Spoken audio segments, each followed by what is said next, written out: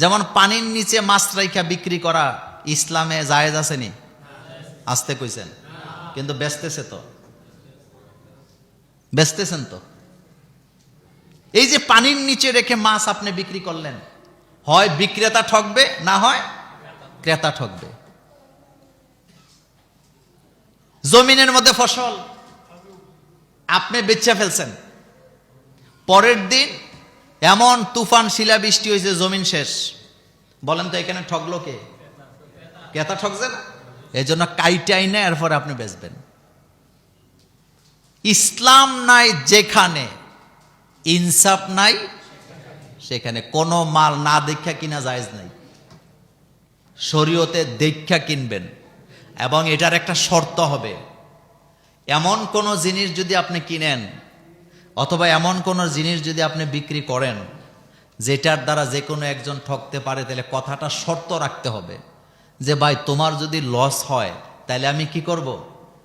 আমি তোমাকে সাপোর্ট দিব। আরেকটা কথা বলি শুনেন, সেটা হচ্ছে এক গ্রামে একটা ওই যে নদীর বিলের জমিনের মাঝখানে যে গর্তের মতো করে, এটার আপনারা কি করেন? খাঁটি বলে, অনেক জায়গায় খাঁটি বলেন।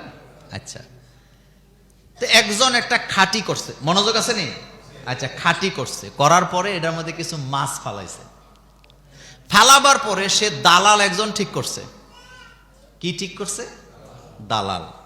দালাল ঠিক করে ওই দালালকে দায়িত্ব দিছে, তোরে 10,000 টাকা দেব, তুই শুধু পাবলিসিটি করবি যে এই খাডির সামনে দিয়ে গেলে শুধু মাছের আওয়াজই পাওয়া যায়। কথা বলতে বুঝেন না? কিসের আওয়াজ? এখন স্কেলে যাইয়া বয়া বয়া প্রতিদিন গপ মারে, কয় অমুকের খাডিতে এত মাছ, আমি ওই দিন রাত্রে এদিক দিয়ে যাইতে লাগছে, এমন ভয় পাইছি, কত যে মাছ এটার মধ্যে। এই কথাটা যারা শুনছে তারা এখন এটা কেনার জন্য পাগল হয়েছে। পাগল হইয়া যেই খাডির মাছ করবে না 20,000 টাকা, সেই খাডি বিক্রি হয়েছে 1.5 লাখ। কয় লাখ? কিন্তু যেতে দালালি করছে তে আবার কাম করছে আরেকটা, সেটা কি? বেসুন্নাতে খাইছে 10,000, কিনুন্নাতে খাইছে 10,000। কত হয়েছে? তাহলে তার ভাগে কত? 20। এখন কিনুন্না কিন্তু মনে মনে খুশি যে আমি, ঘটনা কিন্তু সত্যি ঘটনা, যেহেতু কথাটা রেকর্ড হয় এই জন্য বললাম না। ক্রেতারাও আমি চিনি, বিক্রেতারাও চিনি, গ্যারামও চিনি, খাডিও চিনি, কিন্তু নাম বলছি না ক্যামেরার সামনে দেখে। এখন 1.5 লাখ টাকা দিয়ে কিনছে। কত? 1.5 লাখ। মেশিন লাগাইয়া পানি হিচ্ছা মাছ বিক্রি করছে 27,000 না 32,000 টাকা। লাভ হয়েছে কত?